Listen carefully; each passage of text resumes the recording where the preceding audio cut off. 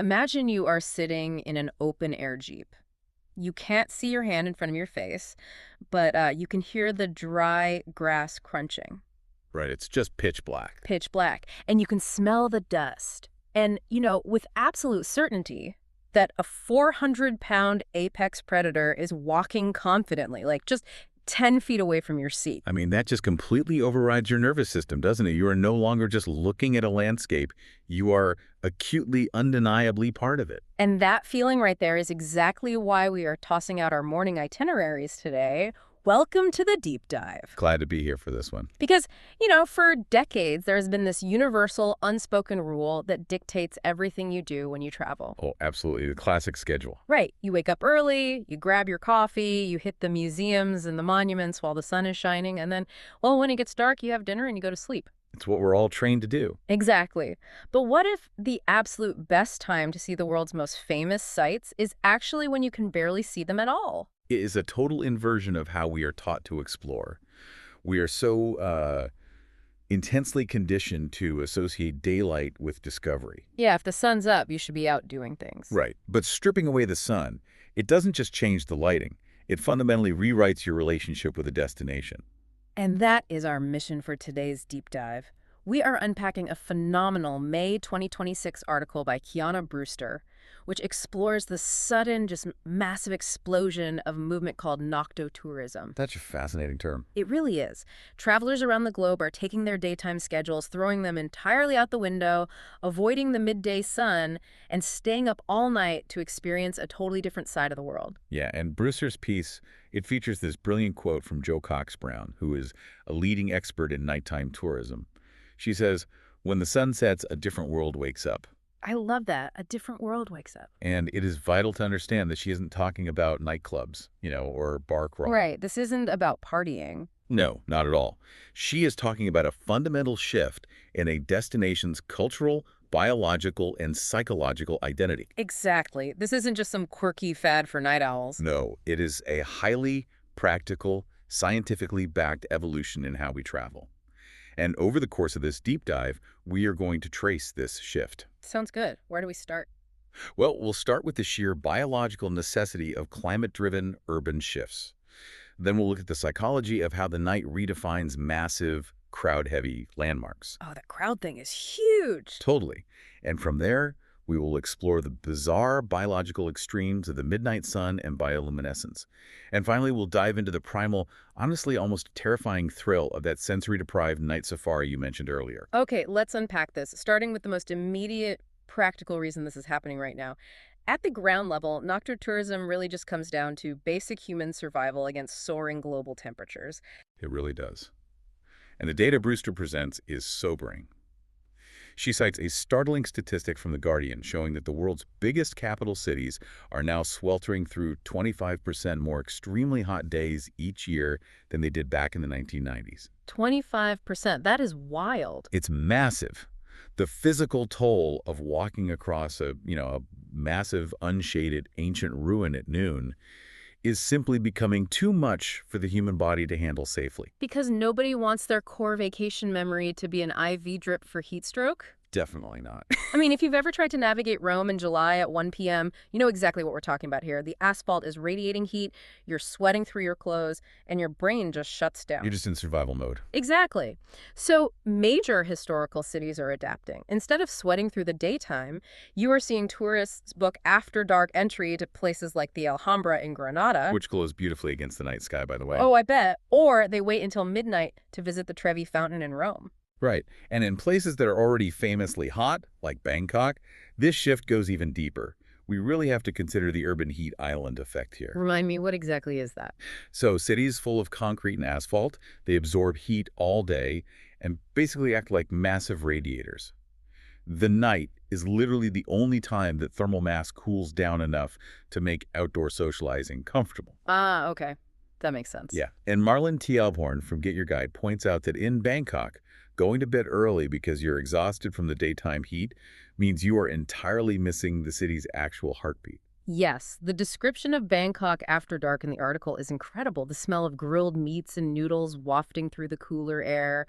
The sound of tuk-tuks, locals gathering to eat at communal street tables. A whole different vibe. It is. Huh. But here's a thought. When I read this, I kept picturing a family of vampires planning a vacation, just meticulously dodging the sun at all costs. That's a funny image. Right. And I have to push back a little here. Is this nocto-tourism boom just a logistical retreat? Like, are we just hiding from the heat, or are we actually getting a better cultural experience by forcing ourselves onto the locals' after-hours schedule? Well, what's fascinating here is that necessity breeds discovery.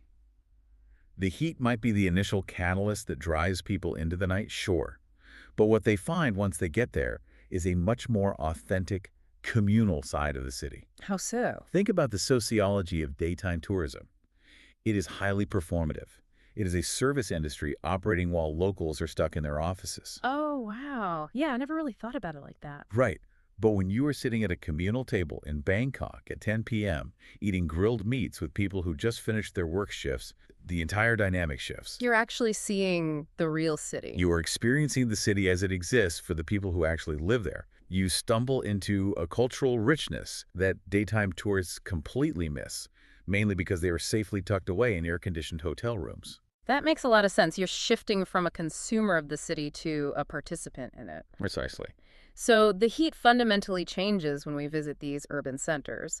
But Brewster's article points out that the night also completely rewrites how we interact with massive natural landmarks. Yes, it does. And a huge part of that comes down to simply stripping away the crowds. Right. If the climate is the first catalyst, crowd fatigue is definitely the second.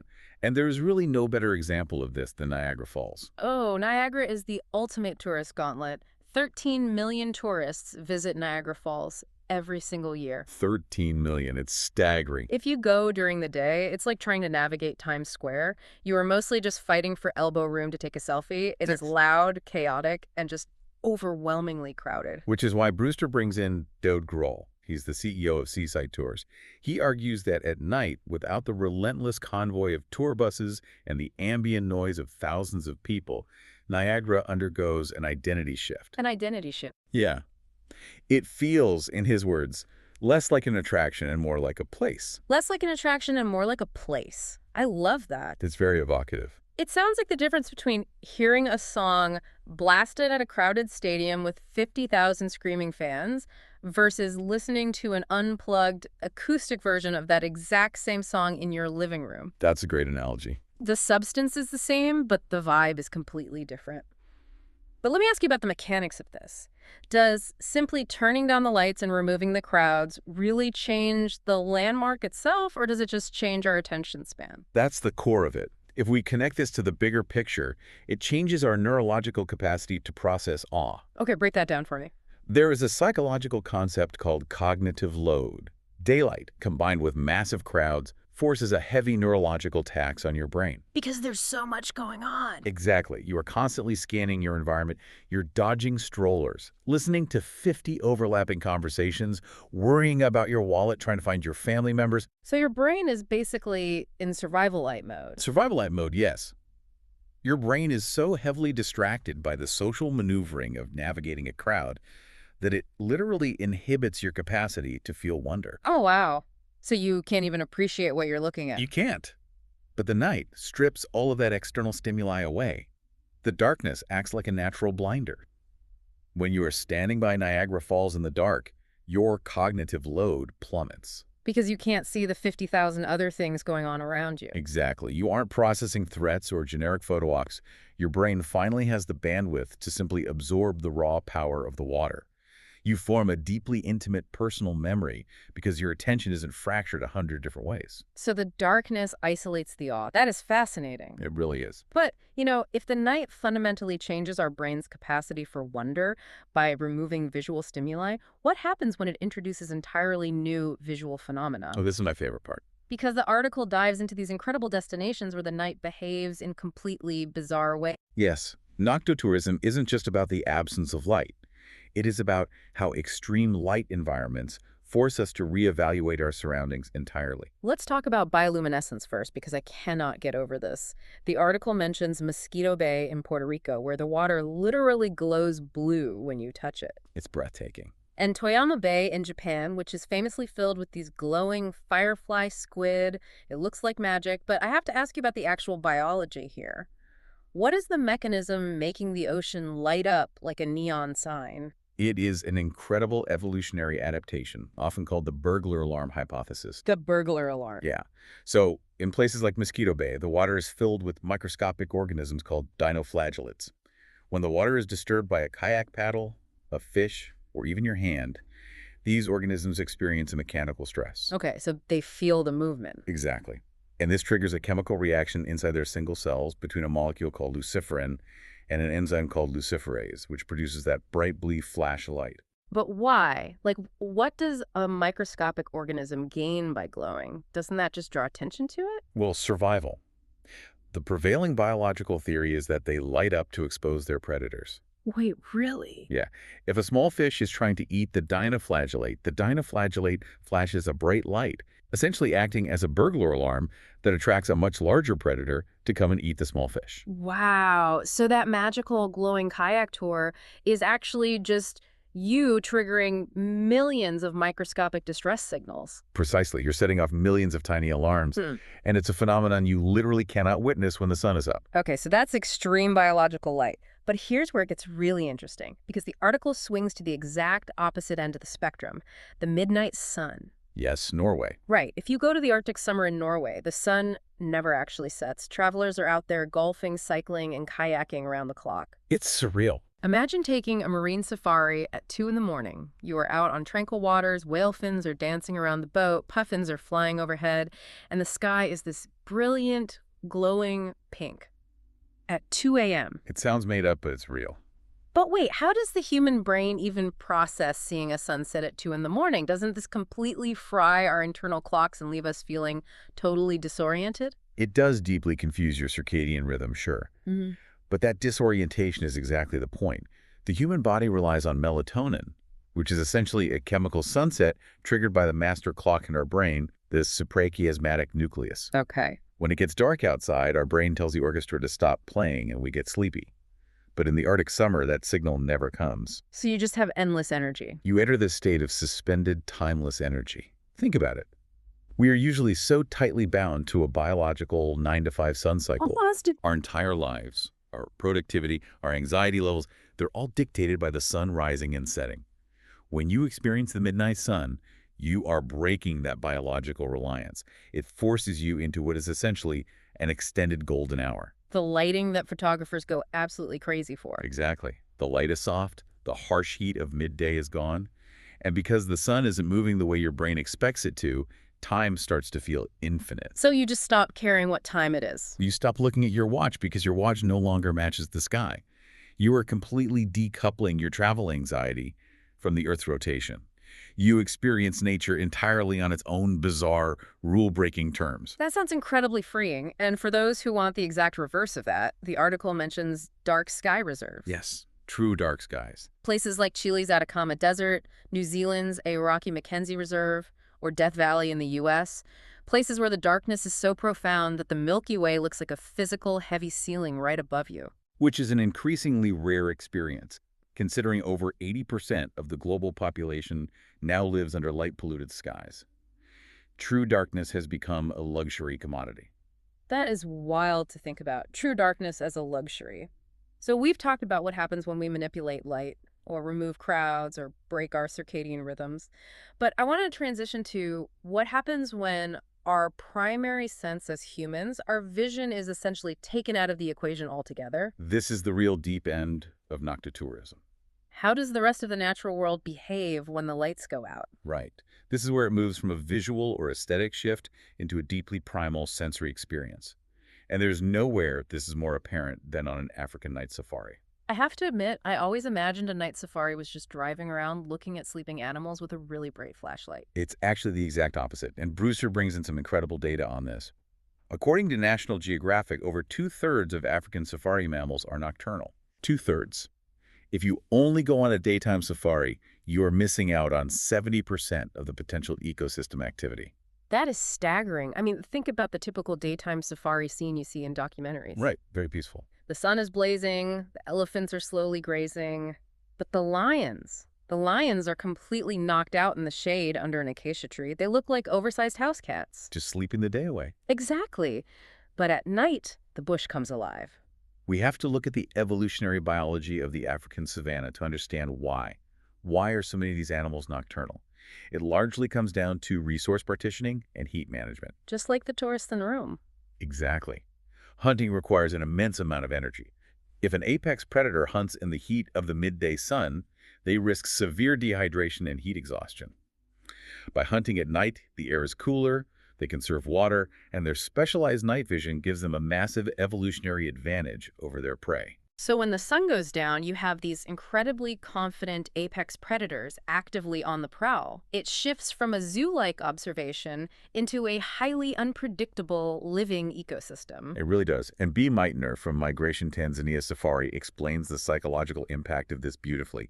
Humans are diurnal creatures. We evolved to rely heavily on our eyesight. If we can't see, we panic. Right. So when you are out in the bush, in the pitch black, taking away that visual dominance forces an immediate shift to your other neglected senses, specifically the auditory and the olfactory. So what are people actually experiencing out there in the dark? Well, without your eyes constantly doing all the heavy lifting, your brain reallocates processing power. You start to actively smell the dry dust and the flora of the bush. Okay. You hear everything with terrifying clarity. The distinct whoop of a hyena in the distance, the overwhelming blanket of chirping insects, and most thrillingly, the sudden sharp alarm calls of an antelope warning the herd that a predator is nearby. You aren't just passively looking at the wilderness, you are feeling its pulse. Okay, I hear that, and I understand the appeal of a sensory reset. Wow. But I have to be honest. Sitting in an open-air Jeep in the pitch black, knowing that an apex predator with perfect night vision is moving confidently somewhere just outside my field of vision. That sounds less like a relaxing vacation and a lot more like a horror movie. It is definitely intense. Isn't a night safari absolutely terrifying? We usually pay good money to avoid feeling vulnerable. This raises an important question about the underlying purpose of travel. Yes, there is a distinct element of fear, or more accurately, profound evolutionary vulnerability. But that vulnerability is exactly the reward. How is feeling vulnerable a reward? Well, in our modern day-to-day lives, we are completely insulated from the food chain. We sit in climate-controlled rooms, we order food on our phones, we're at the undisputed top of the hierarchy. You'd have a lot of armor. Exactly. Sitting in the dark on a game drive strips every ounce of that armor away. It humbles the traveler. It reminds you viscerally that the African wilderness never sleeps. It just changes character deeply. When you hear that lion roar in the dark and you feel the vibration in your chest, but you can't see where it is, you are no longer a passive viewer watching nature from a safe distance. You become an active, hyper-aware participant in the ecosystem. Your senses just dial up to 11. Right.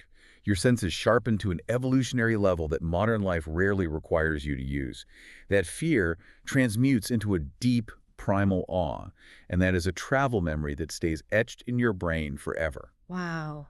You aren't just observing the wild, you are remembering that you are a part of the wild. That is incredibly powerful. It changes people. So what does this all mean for you listening right now? We've covered a tremendous amount of ground today. We've learned that noctotourism is much, much more than just an excuse to stay up late. Far more. It is a highly practical, survival-driven strategy to dodge the brutal rising heat of climate change in our massive cities. It is a psychological tool to escape the cognitive load of a 13 million person crowd, so you can actually feel the awe of the landmarks you traveled so far to see.